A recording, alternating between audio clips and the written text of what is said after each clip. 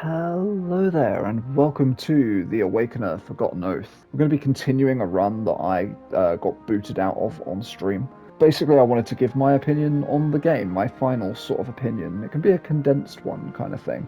This is a very rough around the edges game. It's a budget title, it's a roguelike, it's a hack and slash. It's very, very basic. Like, I feel like you sort of get an idea of what each run is going to be like by maybe the second run that you do. Like, you will have a very good idea of what this game plays like and sort of how this game is going to feel. Not much changes from run to run. I will say, like, the characters themselves, for the most part, are quite unique, with the exception of this character that I'm playing as right now and one other. Because they both wield the same weapon and they share a lot of the same moves. But the rest of them I'm pretty sure are quite unique. The places you go with those characters, not so unique. This is basically... So we're currently in the second biome. This second biome will always be this second biome. Like, it's always going to be the demon realm. The first realm is always going to be like the skeleton realm, and the third realm I haven't been to yet, but I'm assuming that that too will just be the same every single time. There's a little bit of variation on the rooms, but you will see stuff get reused almost immediately. It's very limited in its scope as a roguelike. Something that I do quite like is these like little passive buffs. They are actually quite impactful. I will say, however, though, elemental buffs seem to be like the way to go, and obviously if you can get lifesteal, that is another big way to go, because there aren't that many ways to get healing in this game. You have like 5 potions, well 4 potions, you can upgrade it, and you can only really get them back once per biome after you defeat a big boss, basically. The big bosses, as far as I'm aware, are always the same. There's also mini bosses. They seem to pull from a pool of like 1 or 2 for each biome, I think. I mean, maybe we'll find out. There's an elite thing here, so... so far I've had an ogre in this realm, and nothing else. So, maybe it'll be an ogre again. Kind of hard to tell. Hobgoblin. Okay, this is new. I say this is new. It's not really new. I'm using like an unlockable skill, so you can see I've got all my L1 and R1. I have 2 skills. Those are randomly acquired throughout the run. And there's a fairly limited selection again. I will say these are all quite unique though. I mean, like, we saw the ice scythe. This just like summons like a weird cube thing. I will also say that this game has crashed multiple times, both times in this biome. So yeah, it's possible that this will crash and then you guys will just not ever see this video, but...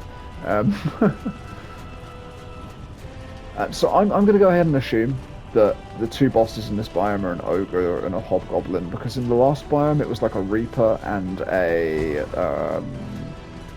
an ice lich thing. And I had it in one run where I fought the Reaper 3 times. Like, you'll see it on my stream if you watch my stream. Like, it's the same boss, like, 3 times in a row, which was kind of nuts. And it wasn't even, like, different runs. It was the same run. Like, just the same boss showing up 3 times, which isn't great. One thing that I think could definitely do with improvement, you're not really experiencing it too much here, because I actually think the music in this world is a little bit better, but the first world has the most repetitive music loop that you will ever hear, and it will drive you insane, like genuinely insane. And it's one of the things that I really think that they should change. The other thing that I think that they should change is the loading screen. I think it's a bit abrupt, the way that it just sort of cuts off. I think they could have done like a little animated loading screen instead. Would have been a lot cooler. There's no voice acting in the game, and honestly, judging by the quality of the game in general, I'm actually kind of glad that there isn't voice acting. I don't think that it would have done this game any favours. I genuinely don't really have much of an issue with the fact that there's no voice acting. I really don't. I would much rather it be silent than them have terrible voice acting unless it's funny. Like, funny terrible is good. Um, or, you know, if it was like AI, I wouldn't want it to be AI. One thing that this game doesn't do too well, so you can level up your abilities like in each run. So like I've leveled up my normal attacks, so they're really powerful in this run. The problem with that is that now there's no point in me using literally anything else. Like everything else is just pointless because my normal attacks are the strongest thing. Like I have a parry, which is pretty cool, but it does so much less damage, and it's way more risky. So why would I ever use it? Because my basic attacks are just way better. This man is just cheering me on. There's a lot of like goofy stuff with this game. You can tell it was made on a budget, and it is a budget title. That is something to definitely consider when you're thinking about whether or not you're going to purchase this. Honestly, like, for the price that it is, I don't have too much of an issue with most of it. Like, it's just the things that I've mentioned. Just like the, every 5 seconds, summon a tornado that causes attack damage. Sure, let's see what that's like. But, yeah, you see what I mean by the loading screen? They could have, like, done an animated loading screen there. Like, going into the portal. Oh, yeah, the tornado. Huh. I didn't actually see the tornado, but it lifted everyone up, and they perished. And it happened again. Oh, I missed. Oh, we just about did the challenge. So, that was a time trial. There are time trials. You either basically pick like a time trial or a boss room every other wave. You'll eventually come to a shop. Hopefully I'll get to show you that. Okay, cool, yeah, we get the shop. So this guy is always your shopkeep. His name is Hefesamus. Obviously. I've got loads of money, I can... You know what? Yeah, sure. We'll just buy all of that. I don't think we can... yeah, these are the, like, the L1 and R1 abilities, so I could actually get Dark Hole, but I don't know why I would want that. I could level... well, I don't have enough. But you can level up the ones that you've got as well, so I could have leveled up the Crystal to level 2, but I don't have enough money now. And then you can level up your abilities as well. And this is where your build is, like, broken when you level these up. I already have my basic combo at level 3, so there is basically no point in me doing any of this. Because the level 3 combo is just the best thing. Like, I just have to mash square, and it's kind of done. I have parry, as you saw. That is an actual equipable skill. Some characters don't have the parry. You also have a guard. I don't think this guard can parry with this character, but it can with the sword and shield character. And then you've got a triangle move as well, and you've got aerial triangle and aerial square and aerial R2 as well. Okay, so we can either get an extra potion, or we can pick from a passive. I'm thinking that actually is pretty good. We've never done this boss before, so this boss could wreck us. I'm going to go for crit. Crits heal me, basically, is the vibe of that. Okay, second boss. I've never seen this boss before. I have one heal, so this is going to go badly. They can feel a little bit unbalanced, the boss fights, unfortunately. It's not like the end of the world or anything, but... hello? Okay. That was very loud in my ear. The audio in general could do with some work. Uh-oh. It's a reskinned version of the Frost Elemental that I was talking about. Yeah.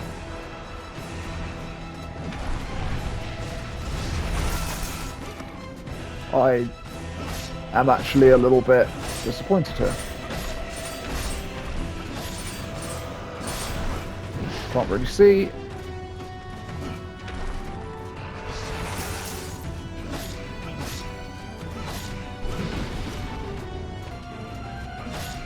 Okay, you should get staggered. Nice. So, I mean, I could now do my charge slash. Is it stronger? Maybe a bit.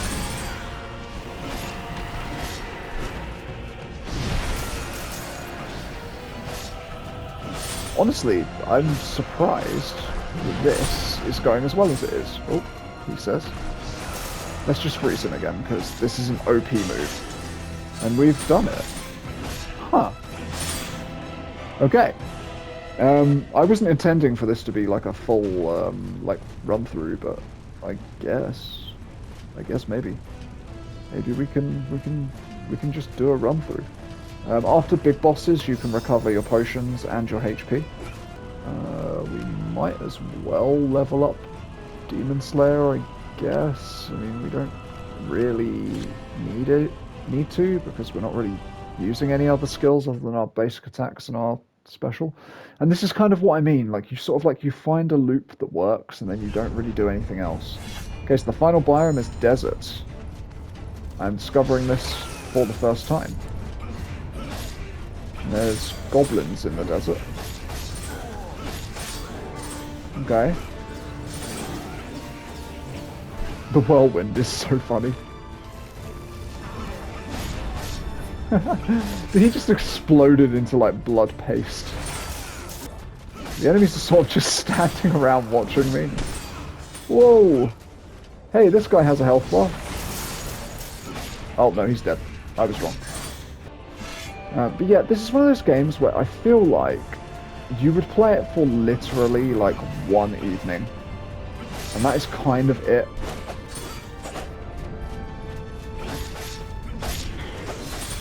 Oh yeah, there is a lizard man. What the hell?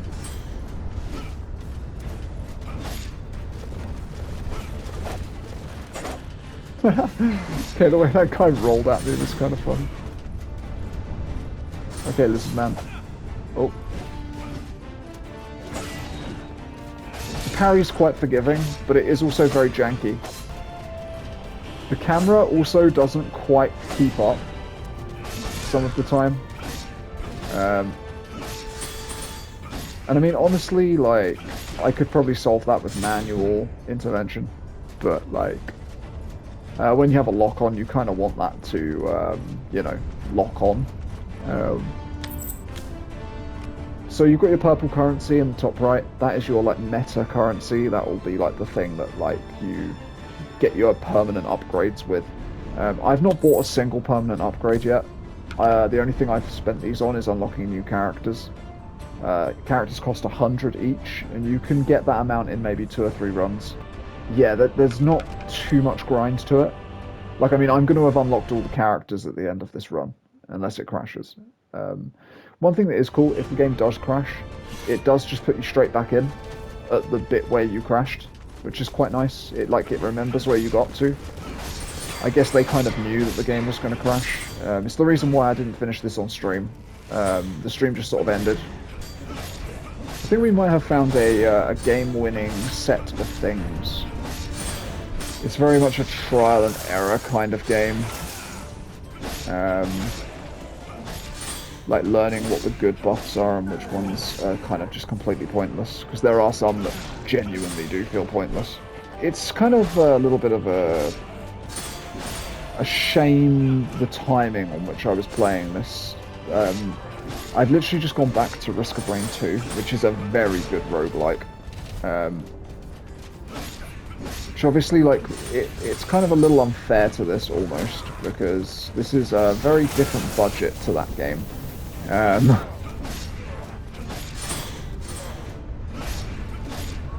But yeah, you can like immediately feel the difference. This is not like a premium experience. I really don't like using the word premium, because a lot of all these AAA studios have kind of taken that word and made it kind of shit. But yeah, this doesn't have a premium feeling to it. This feels very, very budget, and that is what it is. It is budget. Low price point, lowish quality.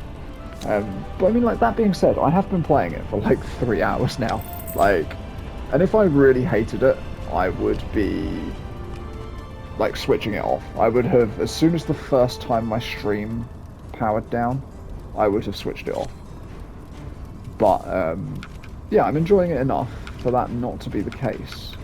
which is good. We'll do another elite. So we had Lizard Man, and that's it so far, right? We've just seen Lizard Man, so maybe we'll get a different one.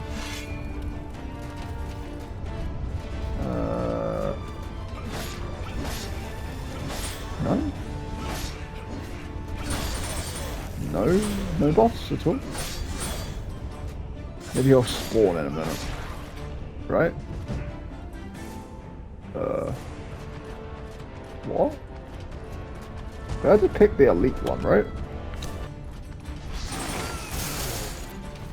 Oh. Scythe throw, see, I will say, parrying. Everything that is parrying in this game feels really good, even though the damage isn't always great. They've really nailed the effect for parrying. I don't know why. Like, it just feels so satisfying. It's just such a terrible move, but, like...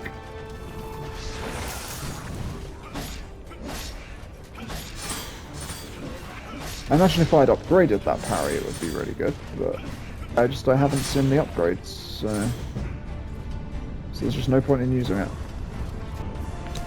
Okay, final boss. Okay.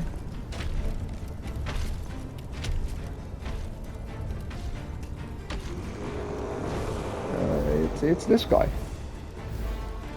Y'all know it's this guy. Alrighty. Right, we freeze him. We freeze him again.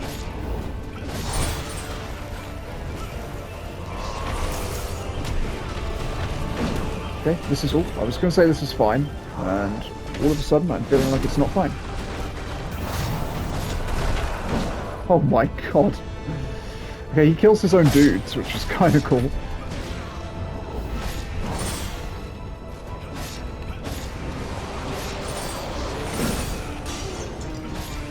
Okay, nice.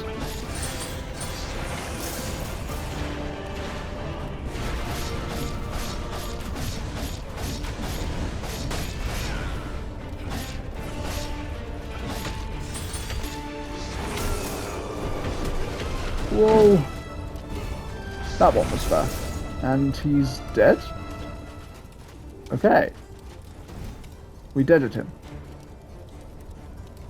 Okay, and then we have the credits. Intriguing. So I mean, it looks like a relatively small studio. So is there like anything more? Oh, okay. So okay, here is an example of the voice acting. So there is none. Again, I actually appreciate this more than if they had done either bad voice acting or AI. So fair play to them. You know, if you're trying to make a game that's like on the cheap kind of thing, then yes, this makes a lot of sense. You must be wondering why you're back here. Sure. So they do a lot of like throwing random terms out there that just mean nothing. It's all just like fantasy speak. What is this? Need more oath stones to complete the grail. Okay, so I guess that's sort of like an overarching goal that we have to take care of. But here's a look at all of the characters. So you've got Elf Lady. She has very, very bouncy things on her person. They modelled her in a very specific way. There's the default dude. He's like the shield guy. I actually quite like this guy. He has like a timed parry on his shield, which like you don't need to use up an ability slot for. It's literally just like, yeah. Rogue guy, who I have not unlocked, so we're going to do that.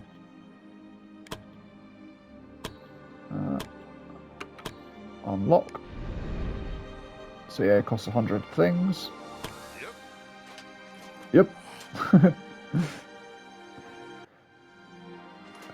Okay, so yeah, now we've got this guy.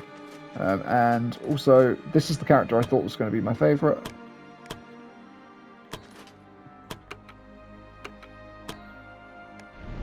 And... Pop.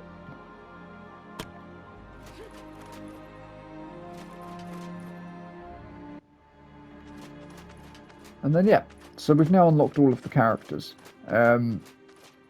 Before you go on a run, you can actually, like, you can select from all the different moves as well. You can sort of choose what you're going to I wish I didn't have stick drift. So even your like basic combo, for example, you can like change. So it's just like a triple thrust at the moment, or you can do a thrust into spinning attack, which I actually think looks way cooler. Then you've got your permanent upgrades, which is, yeah, potion, healing, starting coins, HP, revive, yeah, damage dealt, so on and so forth. You can get different weapons. They do actually look different. Every single character has the exact same passives, as far as I can tell. It's just different looking weapons, other than the greatsword characters who share a weapon set. I don't know why they did that, but yeah. Because they actually do have some unique moves between the characters, even though they have the same weapons. You've got a training dummy. He can be configured to do basic things as well. But like, yeah, you'll see like sort of like the general vibe.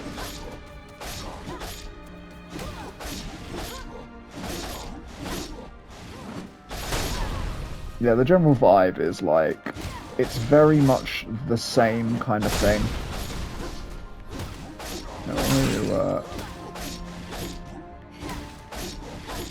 You can just infinitely do that, huh? They all have the same dodge animation. I was actually just sort of testing that as well. I didn't know if maybe one of them had a different dodge animation. Let's have a quick look at this guy, because I've not actually seen this guy yet. So,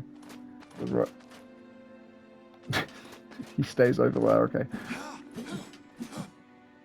Okay. Basic combo. Cool. Okay. I'm probably not going to check out all of his moves on camera. But just to sort of give you an idea of the differences, and honestly, they're not that different. Like, aesthetically, they change, but you will notice between the characters, like, some of them have combos that lift enemies into the air, and they behave in the exact same way as the other character's version of doing that. Even though they look slightly different, it's the same result, basically. The two greatsword wielders, like, they behave a little bit different. Like, they're a bit slower. Obviously, you saw me playing as this guy, obviously. But she is basically exactly the same. Yeah, I feel like the replayability has kind of reached its end for me already. Like, I've seen the game now. I've seen all of the enemies, I've seen all of the bosses, and the biomes don't change from run to run. And there's such limited randomness to it that there just isn't enough replayability. Like, there really isn't.